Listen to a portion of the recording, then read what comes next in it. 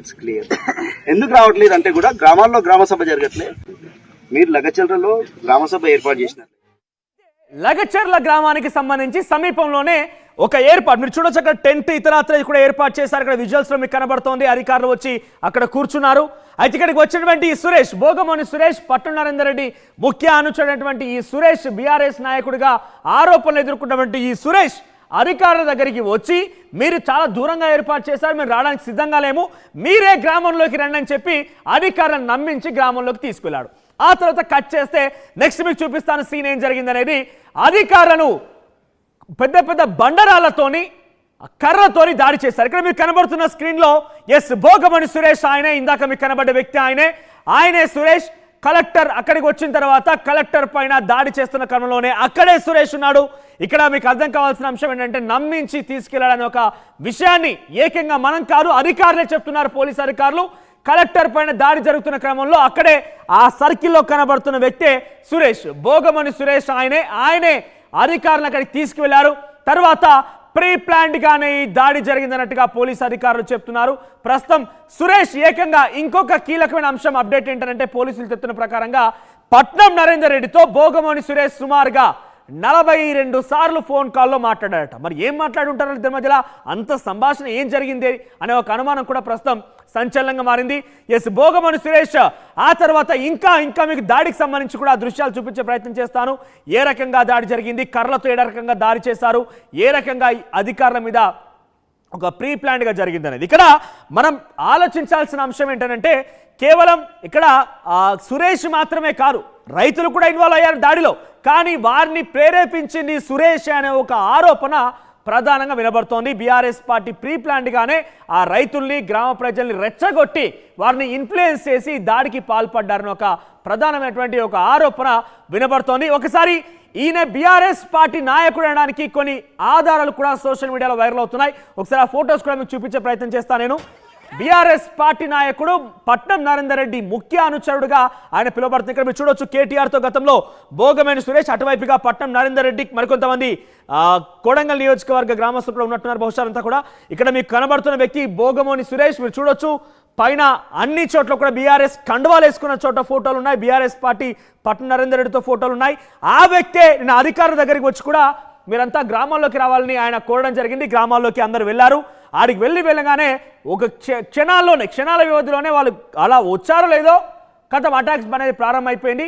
మొదటిగా సురేష్ అక్కడికి వెళ్ళి పక్కన మీకు కనబడుతున్న బాక్స్లో సందర్భంలో ఆయన మాట్లాడుతూ మీరు రండి, మీకు సాధారణంగా స్వాగతం పలుకుతాం, మీకు మా అభిప్రాయం చెప్తామని చెప్పి ఆహ్వానించినటువంటి సురేష్ అక్కడికి వెళ్ళగానే అప్పటికే ప్రీ ప్లాన్డ్గా రైతుల్ని రెచ్చగొట్టే రకంగా ఆయన మాటలున్నాయి. ఆ రకంగా బీఆర్ఎస్ పార్టీ ప్రీ ప్లాన్ చేసిందని ఒక ఆరోపణ ప్రధానంగా వినబడుతుంది. ఒకసారి ఈ పూర్తి కథనం పైన మల్టీజోన్ 2 ఐజీ వి సత్యనారాయణ వివరణ ఇచ్చారు. ఆయన పోలీస్ ఆఫీసర్ ఏం మాట్లాడారో చూద్దాం. అదే రైతులు రాలేని పరిస్థితుల్లో ఉన్నారు కాబట్టి మేము దీన్ని వ్యతిరేకిస్తా ఉన్నాం. ఈ సభకు మేము రావట్లేదు. It's clear.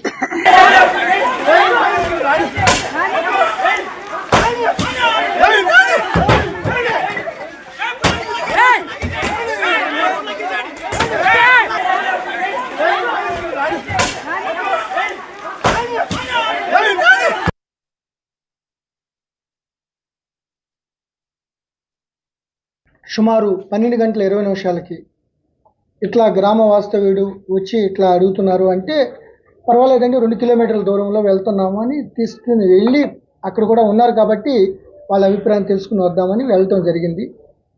అయితే అప్పటికే కొంతమంది ముందస్తు ప్రణాళిక ప్రకారం కలెక్టర్ గారు దిగి వాళ్ళ దగ్గరికి వెళ్తున్న సమయంలోనే, టెంట్ దగ్గరికి వెళ్తున్న సమయంలోనే ముందు స్లోగన్స్ ఇచ్చారు. కలెక్టర్ గారు వారికి నచ్చజెప్పి మేము ప్రజాభిప్రాయ సేకరణ కోసం వచ్చాము, దీని మీద మీ అభిప్రాయాలు చెప్పవచ్చు, మీరు దాన్ని మేము రికార్డ్ చేసుకుంటాం అని చెప్తున్నంత సమయంలోనే కొంతమంది అక్కడ ఫార్మర్స్ వీళ్ళందరూ కూడా మంచిగానే మాట్లాడుతున్నారు, కొంతమంది ప్రొటెస్ట్ చేస్తున్నారు. బట్ కొంతమంది ఆల్ ఆఫ్ సడన్ కావాలని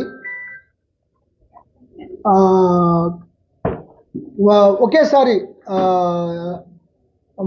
రెవెన్యూ సిబ్బందిపై, లింగానాయక్ గారిపై, అట్లాగే కడా చైర్మన్ గారిపై అటాక్ చేయడం ప్రారంభించారు.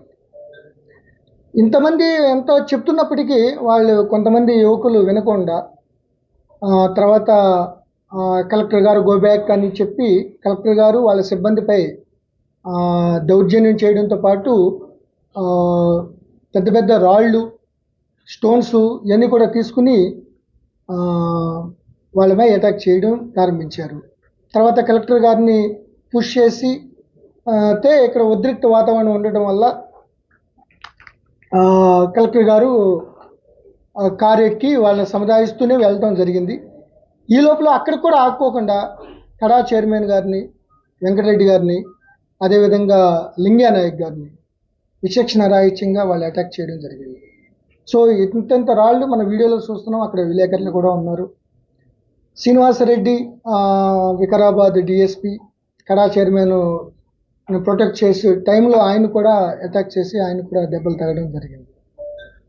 సో ఈ విధంగా ప్రజాభిప్రాయ సేకరణ కోసం కలెక్టర్ గారు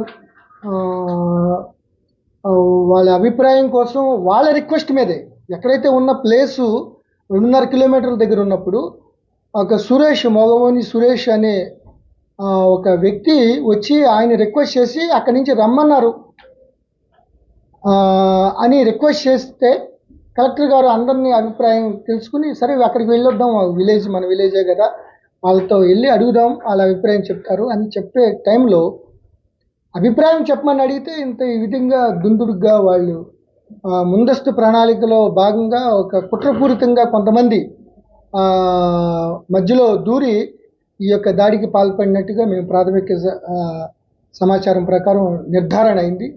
ఇప్పటికే 3 ఎఫ్ఐఆర్లు రైటింగ్ మంచి గట్టి సెక్షన్లు వేసి, ఎందుకంటే ఏ రాయి ఎక్కడ తగిలినా కూడా అది ప్రాణాపాయం సంబంధించింది. చూస్తూనే ఉన్నాం. కారును బదల్లో కొట్టారు, కారును డ్యామేజ్ చేశారు, ఇష్టం వచ్చినట్టు రాళ్ల వర్షం కురిపించారు.